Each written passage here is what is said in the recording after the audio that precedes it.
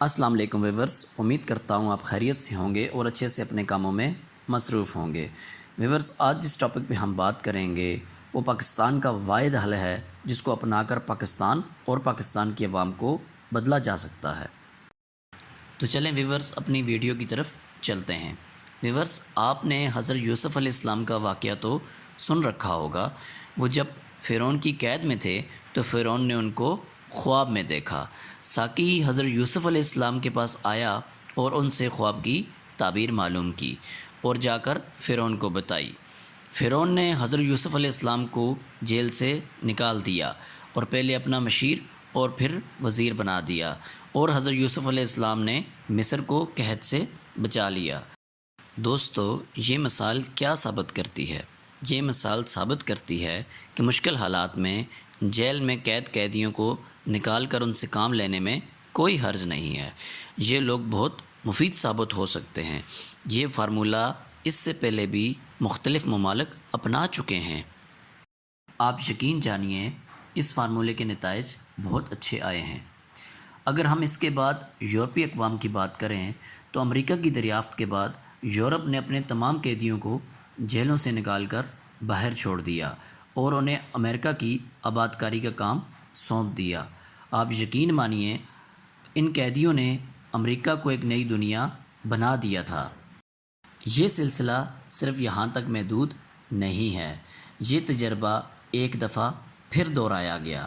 یہ تجربہ آسٹریلیا اور نیوزی لینڈ کی آباد کاری کے لیے بھی کیا گیا۔ برطانیہ نے اپنی جیلوں سے قیدیوں کے دروازے کھول دیے اور انہیں جہازوں میں بھرا اور آسٹریلیا اور نیوزی لینڈ کو آباد کرنے پر لگا دیا۔ آپ یقین جانیے ان قیدیوں نے دنیا کا جنوبی کونا بھی آباد کر دیا۔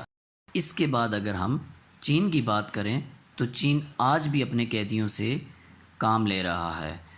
چین انہیں مختلف ہنر سکھا کر مختلف پروجیکٹس پر لگا دیتا ہے، اور جو یہ قیدی اچھا پرفارم کرتے ہیں ان کی سزا میں کمی کر دی جاتی ہے۔ ویورز، سوچنے کی بات یہ ہے کہ ہم لوگ یہ کام کیوں نہیں کرتے؟ ہم ملزموں اور مجرموں کو کیوں گردماد بنا لیتے ہیں؟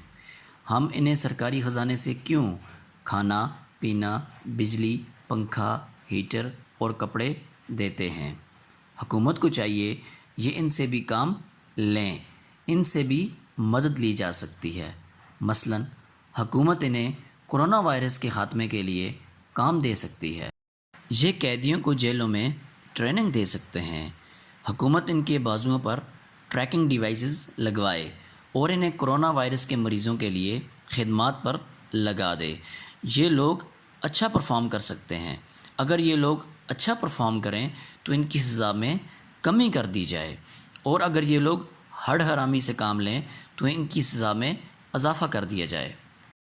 آپ یقین جانیے یوں قیدی بھی ہنرمند ہو جائیں گے، مریضوں کو بھی فائدہ ہوگا اور ملکی خزانے کا بوجھ بھی کم ہو جائے گا۔ پاکستان کی بات کی جائے تو آپ اس ملک میں صلاحیت کی قلت دیکھتے ہیں۔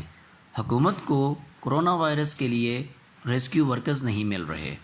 ہمارے ہسپتالوں کا عملہ خود کو کرونا وائرس سے نہیں بچا رہا۔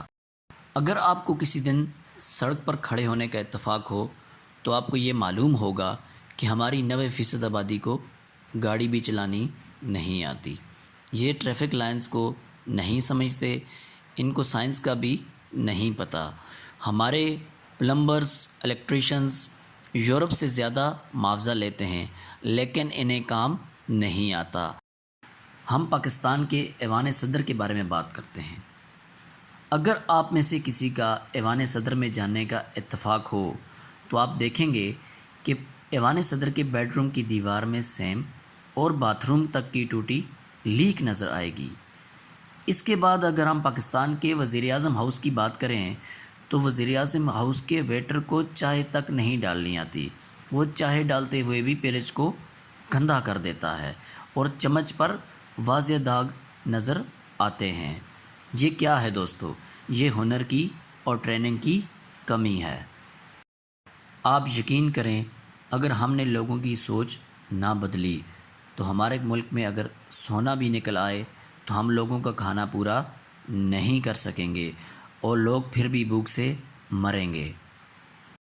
ویورز، یہ صرف ایک طرح ہی ممکن ہے کہ اگر ہم اپنے لوگوں کو صرف اور صرف کام پر لگا دیں، ہمارے سارے مسائل ختم ہو جائیں گے، ہمیں عزت اور رزق دونوں مل جائیں گے۔ ویورز، امید کرتا ہوں آپ کو ہماری ویڈیو پسند آئی ہوگی۔ ویورز، اگر آپ کو ہماری ویڈیو پسند آئی ہے تو ہماری ویڈیو کو لائک کریں اور میرے چینل کو سبسکرائب کرنا مت بھولیں۔